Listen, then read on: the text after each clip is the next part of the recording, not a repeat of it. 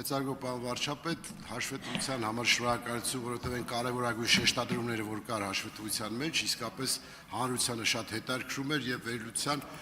առանձին դրվագներ ունի, այս իմաստով կցանկանայի, որ ձեզ հարցնել հետեւյալ հարցը, ձեզ ուղղել հետեւյալ հարցը. Որն եք համարում 2021-2026 թվականի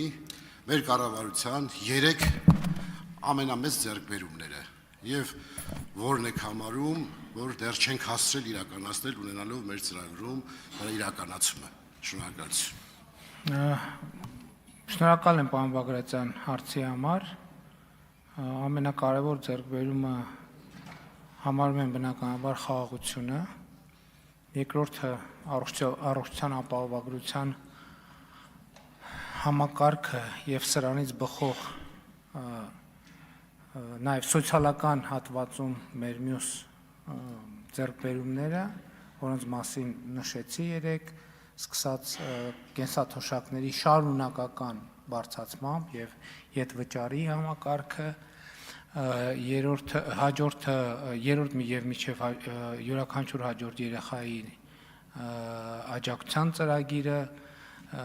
միջև 2 տարեկան երեխաների խնամքի ծրագիրը, որը բոլոր մայրերին տրվում է, երեխաների միջև 2 տարեկանը լրանալը եւ երրորդի համար որ մեկը, ասեմ գոնե միջորսինք ասեիք։ Եվ պետական համակարգում իրականացված փոփոխությունները, մասնավորապես ատեստավորում,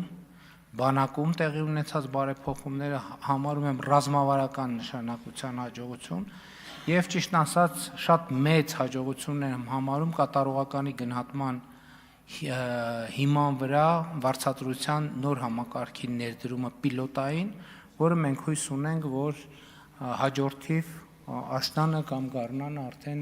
օրենսդրական կարգավորումներով կարձանագրենք, ընդ որում ես ուզում եմ իմ համոզմունքը հայտնել, որ այս բոլոր հաջողությունները իրենք շրջանաձև են եւ մեկը մյուսին ոչ թե պայմանավորվում են, այլ մեկը մյուսի համար խթան են դարձել եւ այս արձանագրումը շատ կարեւոր է։ Համեցեք պարոն Բագրատյան, Արզուկյան։ Շնորհակալություն պատասխանի համար, պարոն վարչապետ, եւ մի կարեւոր հարց, որը